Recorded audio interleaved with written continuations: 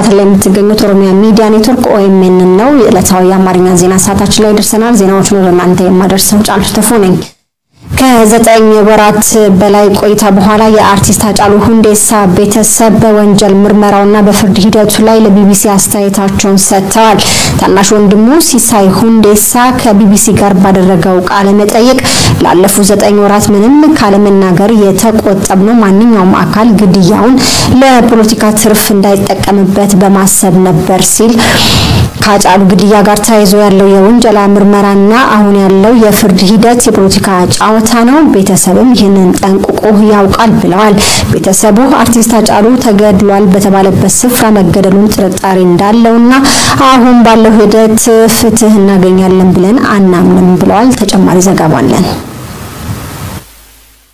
አርቲስት አጫሉ ሁንዴሳ ባለፈው አመት ሰኔ 22 2012 ምሽት ላይ ነበር በፊንፊኔ መኪና ውስጥ መገደሉ የተነገረው 9 ወራት በኋላ የአርቲስት አጫሉ ሁንዴሳ ቤተሰብ በወንጀል ምርመራና በፍርድ ሂደቱ ተስፋ እንደቆረጡ ለቢቢሲ አስተያየታቸውን ሰጥተዋል ሂደቱ ድራማ ነው በጣም አስቀያሚ ድራማ ነው ደካማ በሆኑ ሰዎች የተጻፈ ደካማ የሆኑ ሰዎች የሚተውኑት እኛ ተጎጂዎችን ቀርቶ ሌላ ከውጭ ተመልካች የማይመስል ነገር ብሎ የሚልቀው ድራማ ነው ይላል ሲሳይ ሁንዴሳ በአጠቃላይ አሁን ባለው ሂደት ሄዶ አንደኛው ተከሳሽ ላይ አላቆ ድራማውን እርሱ ላይ ለመጨረስ ነውም ብሏል ከመጀመሪያ አንስቶ የአጫሉ ሁንዴሳ ግድያ ገለልተኛ በሆነ ሶስተኛ አካል እንዲመረመር ቤተሰብ ፍላጎት እንደነበረው የአጫሉ ሁንዴሳ ወንድም ሲሳይ ሁንዴሳ ተናግሯል ነገር ግን ይህን ፍላጎታቸውን የሚያመለክቱበት አካል እንዳልነበረና መንገዱም ዝግ እንደነበረ ተናግሯል በጠቅላይ አቃቤ ቃል አቀባይ አቶ አወል ሱልጣን ለዚህ ቤተሰብ ቅሬታ ምላሽ ሰጡ አገሪቱ ካላት ፖሊስና አቃቤ ጉጪ ይህንን ማጣራት የሚችል ሌላ ገለልተኛ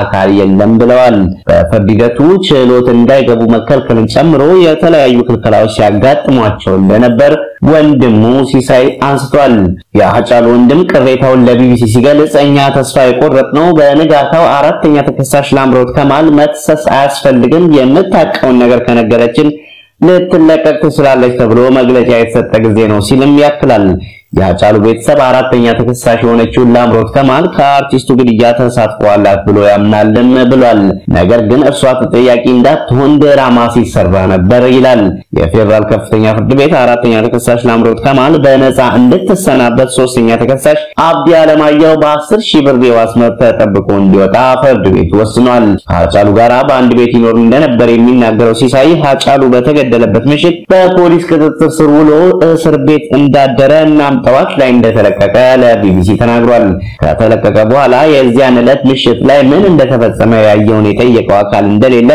በአጠቃላይም የወንጀል ምርመራ ሂደቱ ቤተሰቡን በበቂ ሁኔታ ያሳተፈ እንዳልነበረና ትክክለኛ የሆነ ምርመራ ተደርጓል ብሎ ቤተሰቡ እንደማያምን ሲሳይ ጨምሮ ያስረዳል ለምሳሌ ሙሉ መረጃ ያለበትና አጫሉ ከሰዎች ጋር ለመገናኘት የሚጠቀምበት የእጁ ስልክ በመርማሪዎች እጅ ነው ያለው ኤግዚቢት ነው ብለው ሲመልሱልን 450,000 ብርና ሌላ ተለዋጭ የሚጠቀምበትን ስልክ ሰጥተውናል ነገር ግን ሙሉ መረጃ ያለበትን የእጁ ስልክ እንዲሁም ሽጉጡን አልመለሱልንም ይህ የእጁ ስልክ አለመመለስ ያለ ምክንያት አይደለም ብለን እናምነውም ብሏል ቤተሰብ አርቲስት አጫሉ ተገድሏል በተባለበት ስፍራ መገደሉን ጥርጣሬ እንዳለውና አሁን ባለው ሂደት ፍትህ እናገኛለን ብለው እንደማያምኑም ተናግሯል የጠቅላይ አቃቤ ቃል አቀባይ በኩላቸው የእጅ ስልኩን ሽጉጡን እንዲሁም ሌሎች መኪና ውስጥ የተገኙ መሳሪያዎችን በሙሉ በሚገባ መመርመራቸውን ይናገራሉ አራተኛ ተከሳሽ ላምሮት ከማል በነፃ እንድትሰናበት ፍርድ ቤት መወሰኑን በተመለከተ ጠቅላይ አቃቤ ወደ ጠቅላይ ፍርድ ቤት ይግባይ ብሎ ጉዳዩ በቀጠሮ ተይዞ እንዳለም ተናግረዋል በፍርድ ቤት በኩልም ገለልተኛ ሆኖ ጉዳዩን እያየ እንደሆነ ቤተሰብ እምነት እንደሌለው በመጥቀስ ቦታ ሞልቷል ተብሎ ከችሎት መከልከልን ጨምሮ ሰው እውነቱን ከመጠየቅ ወደ ኋላ እንዲፈራ ብዙ ነገር ተደርጓል ይላል ሲሳይ አይኑ ያየ ድራማ ከሚሰራበት ተትቷል ወይም ቀርቷል ቢባል ይሻላል የሚለው ሲሳይ ፍርድ ቤቱ ከጉዳዩ ላይ እጁን ያውጣ ሲል ጠይቋል ይህ ማለት ግን ሙሉ በሙሉ ጉዳዩን ጥሎ ይውጣ ሳይሆን አሁን እየሄደ ያለው የፖለቲካ ጨዋታ ይውጣ ጉዳዩ ገለልተኛ በሆነ አካል ተጣርቶ ወንጀሉን አንድ በአንድ ከተመረመረ በኋላ ፍርድ ቤትም ገለልተኛ ሆኖ ይይልን ማለት እንደሆነ አብራርቷል የአርቲስት ሃጫሉ ግድያ እያየ ያለው የፌደራል ከፍተኛ ፍርድ ቤት ፕሬዝዳንት የሆኑት አቶ ብርሃነ መስቀል ወጋሪ ቤተሰብ በሚያነሳቸው ቅሬታዎች ላይ ትችቶች ዙሪያ ለቢቢሲ ምላሽ ሰጥተዋል። አቶ ብርሃነ መስቀል በፍትህ ስርዓት ውስጥ ፍርድ ቤት ብቻውን አይደለም የሚሰራው፣ ፖሊስ ይመረምራል፣ አቃቤ ሕግ ክስ ይመሰርታል፣ ከዚያ በኋላ ፍርድ ቤት የሚመጣው ይላሉ። ከመጀመሪያ ጀምሮ ፖሊስ እንዴት ነው የመረመረው? አቃቤ ሕግ በምን አግባብ ነው ክስ የመሰረተው? እንዴትስ ነው ክስ የመሰረተው? የሚሉ ነገሮች የመጨረሻ ውጤት ፍርድ ቤት ላይ ስለሆነ የሚንጸባረቀው ትችቱ ፍርድ ቤት ላይ ይበዛል ብለዋል።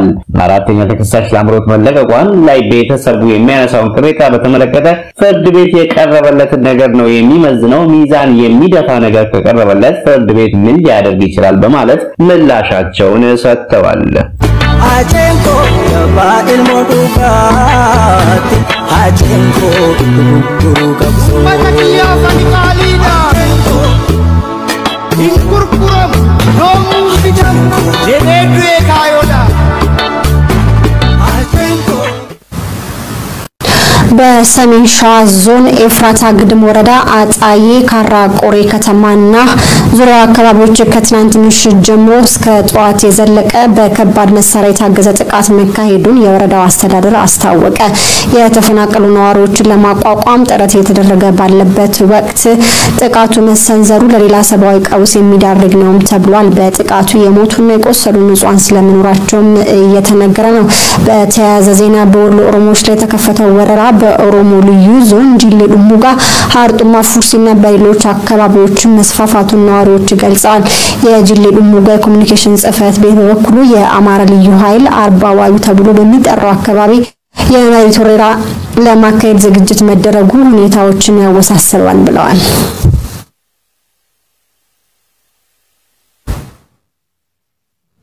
በተመሳሳይ ዜና የአማራ ልዩ ኃይል በምስራቅ ሸዋ ዞን ፈንታሌ ወረዳ ምስራቃዊ ክፍል ላይ የመሬት ወረራ መክፈታቸውን ምንጮች ገልጸዋል። ወረራውን ለመከላከል ጥረት ሲያደርጉ ከነበሩት ወጣቶች መካከል 8ቱ በመንግስት ጸጥታ ኃይሎች መታሰራቸውን የገለጹት ምንጮቻችን 6ቱ ግን በህብረተሰቡ ጫናና ጩኸት መፈታታቸው ተሰምቷል። ተጨማሪ ዘገባ አለን። የአማራ ክልል ልዩ ኃይል በምስራቅ ሸዋ ዞን ፈንታሌ ወረዳ በስተምዕራብ በኩል የከረዩ አርሶ አደር መሬት ላይ የመሬት ወረራ እያካሄዱ መሆናቸውን ከስፍራው ያገኘነው መረጃ ያመለክታል። አካባቢው በአሁኑ ወቅት በድርቅ የተጎዳ ሲሆን በእንቅርት ላይ ጆሮ ደግፍ እንዲሉ በመሬት ወረራው ደግሞ ህዝቡን የማዳከም ስራ እየተሰራ ነው ሲሉ የከረዩ አርሶ አደሮች ለኦኤምኤን ገልጸዋል። በአሁኑ ጊዜ በፈንታሌ ወረዳ ምዕራባዊ ክፍል የአማራ ክልል ልዩ ኃይል ከመከላከያ ሰራዊት ጋር በመቀናጀት የከረዩ መሬት የሆኑትን እንደ ቆርኬ፣ ኢዶ ጢቆ፣ ኢዶ ጉዶ፣ ኢቡ፣ መልካ ጅሎ፣ ቦርቦር፣ ኢዶ ሰርጤና ደማን ጨምሮ በአማራ ክልል መስተዳድር ስር ለማካለል ታፔላ ማቆማቸውን አርሶ አደሮቹ ይናገራሉ። በአካባቢው በርካታ ወጣቶች ለጦርነት ራሳቸውን እያዘጋጃችሁ ነው በሚል ሰበብ እየታሰሩ ነው ያሉት የአካባቢው ነዋሪዎች በትላንትናው ዕለት ከታሰሩ 8 ወጣቶች መካከል 6ቱ በህዝቡ ተቃውሞ መለቀቃቸውን ገልጸዋል። በእስር ላይ ከቀሩት 2 ሰዎች መካከል ደደቾ ፈንታሌ ጨርጨር የሚባል ወጣት እንደሚገኝበት ከስፍራው ያገኘነው መረጃ ያሳያል። በሌላ በኩል በቦሰት ወረዳ ተመሳሳይ አይነት የመሬት ወረራ የተካሄደ መሆኑን ከስፍራው የደረሰን መረጃም ያመለክታል።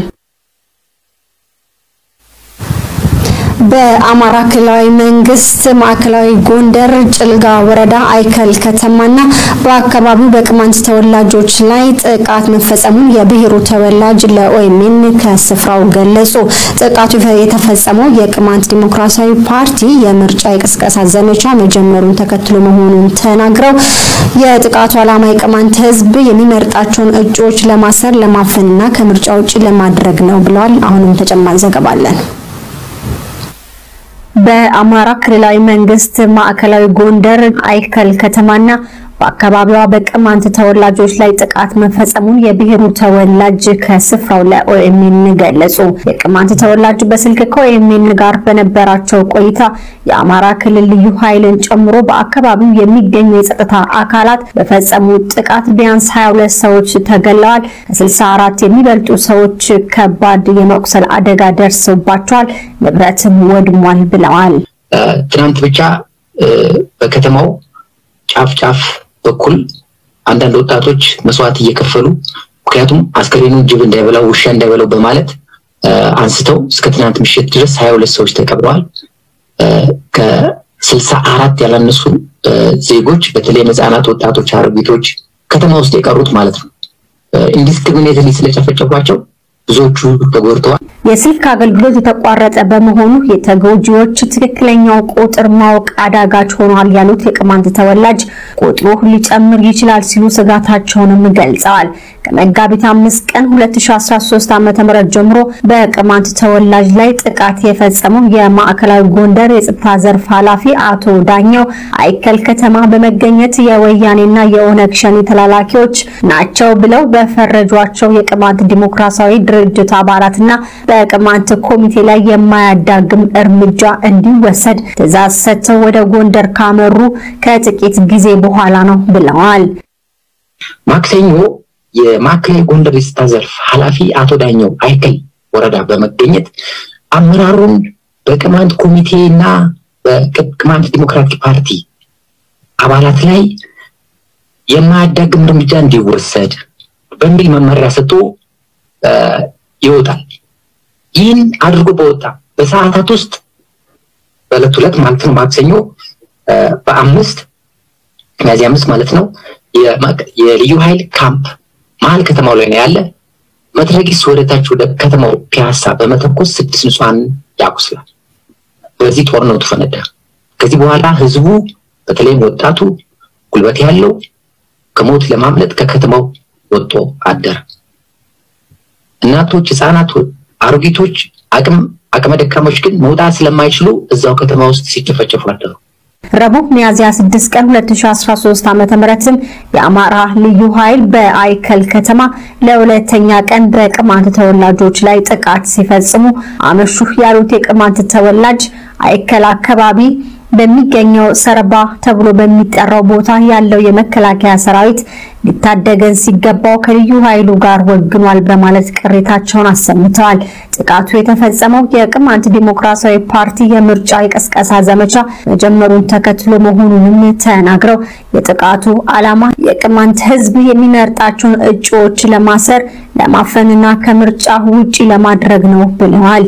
የቅማንት ዲሞክራቲክ ፓርቲ በቅርቡ ህጋዊ እውቅና ተሰጥቶት በምርጫ ቦርድ ተመዝግቦ እንደውም ካሉት ፖለቲካ ፓርቲዎች ሁሉ እንዳሪያነት ታይቶ ምንም ችግር የሌለበት አመራሩ አስፈጻሚዎች ምንም ችግር እንደሌለባቸው ሁሉ ተገምግመው አልፎ ምርጫ ቅስቀሳ በማድረግ ላይ ያለ የአካባቢው ባለስልጣኖች የቅማንት ህዝብ እንደማይመርጣቸው ሲያውቁ በዚህ ፓርቲና በአባሎቹ በደጋፊዎቹ ላይ መሰናክል እንቅፋት ለማስቀመጥ ነው። በዚህም ሰበብ ተደርጎ ለማሰር ለማፈን ፖቴንሻል የሚባሉ ተማራጮችን እንዳይመረጡ በሰባስበው አስሮ ምርጫውን እንዲያልፋቸው ለማድረግ የተሰራ ዘዴ ነው። ይህ ዜና እስከተጠናቀረበት ጊዜ ድረስ በአይከል ከተማ ውሃ፣ መብራትና ስልክ መቋረጡን ከስፍራው የገለጹት የቅማንት ተወላጅ የአካባቢው የጸጥታ ሁኔታ እንዳልተረጋጋም ተናግረዋል። የቅማንት ብሔር የማንነትና የራስ አስተዳደር ህገ መንግስታዊ ጥያቄ ከተነሳበት ጊዜ ጀምሮ ባለፉት 12 ዓመታት በቅማንት ህዝብ ላይ ግድያ፣ ወከባ፣ መፈናቀል፣ መቁሰል፣ አፈናና ሽብር በመንግስት ደረጃ በጀት ተመድቦለትና እቅድ ወጥቶለት እየተሰራ ነው ሲሉ የቅማንቱ ተወላጅ በስልክ ለኦኤምኤን ተናግሯል። በማዕከላዊ ጎንደር ጭልጋ ወረዳ በአይከል ከተማና በአካባቢዋ ተፈጽሟል ስለተባለው ጥቃት አስተያየት እንዲሰጡን የጭልጋ ወረዳ ዋና አስተዳዳሪ አቶ ማህረም ሙጬ፣ የአይከል ከተማ ፖሊስ አዛዥ ስባባው ደስታና የአይከል ከተማ አስተዳደር የጸጥታ ዘርፍ ኃላፊ ሙላ ተቀባን በስልክ ለማግኘት ያደረግነው ጥረት አልተሳካም። ምላሻቸውን እንዳገኘንም እናቀርባለን።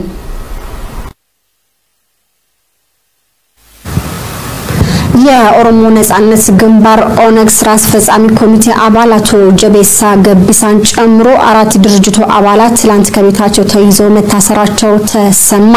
የድርጅቱ ስራ አስፈጻሚ ኮሚቴ አባል አቶ ጀቤሳ ገቢሳን ጨምሮ ከቤታቸው ተወስደው የታሰሩት የኦነግ አባላት ምሬሳ ኢተና፣ መንጫሳ ሁንዴሳና ለሊሳ ሁንዴሳ የተባሉ ናቸው። ዘይቶ የደረሰን ዜና እንደሚያስረዳው ደግሞ የድርጅቱ ስራ አስፈጻሚ ኮሚቴ አባል አቶ ጀቤሳ ገቢሳ ቀኑን ሙሉ ከታሰሩ በኋላ አመሻሽ ላይ ሲለቀቁ የተቀሩት እንደታሰሩ መሆናቸው ተጠቁሟል። የስርዓት እርምጃ የተወሰደው የኦሮሞ ህዝብ የጀግኖች ሰማዕታቱን ቀን በሚዘክርበት ዕለት መሆኑን ታውቋል።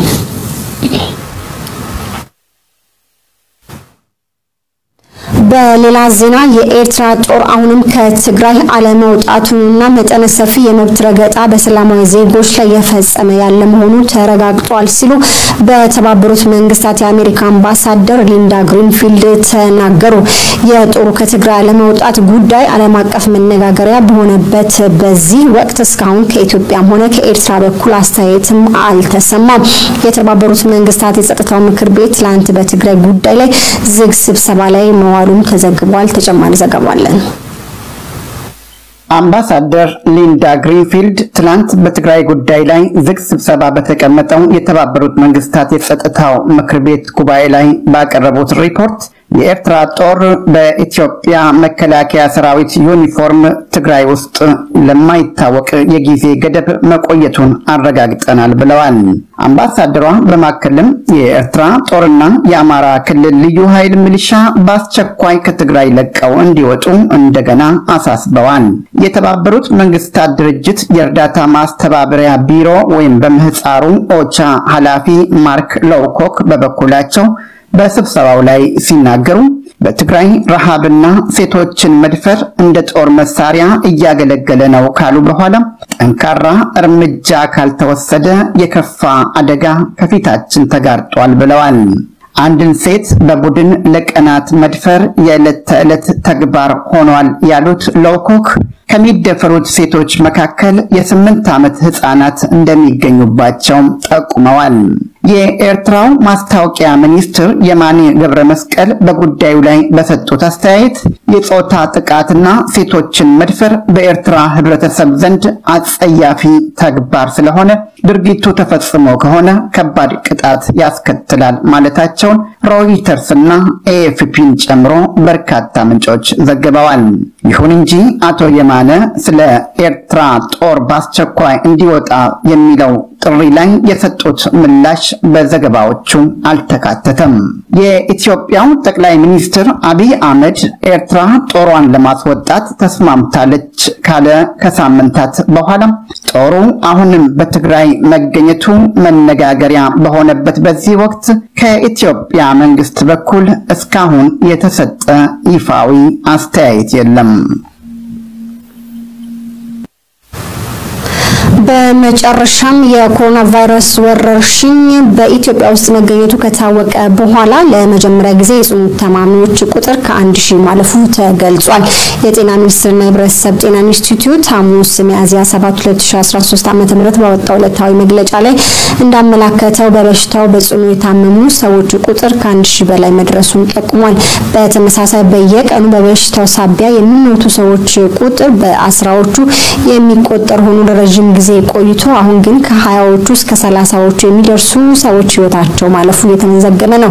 በኢትዮጵያ በኮሮና ቫይረስ በጽኑ የታመሙ ሰዎችን ህይወት ለመታደግ በአሁኑ ወቅት በአገልግሎት ላይ የሚገኙት የሰው ሰራሽ የመተንፈሻ መርጃ ቬንቲሌተሮች ቁጥር ከ500 ብዙም የማይበልጡ እንደሆኑም ሲገለጽ ቆይቷል። እስካሁንም በአጠቃላይ ኢትዮጵያ ውስጥ 236554 ሰዎች በኮሮና ቫይረስ መያዛቸው ሲረጋገጥ ከነዚህ መካከል 3285 ሰዎች ህይወታቸው ሲያልፍ 175879 ሰዎች ደግሞ ከበሽታው ለማገገም ችለዋል።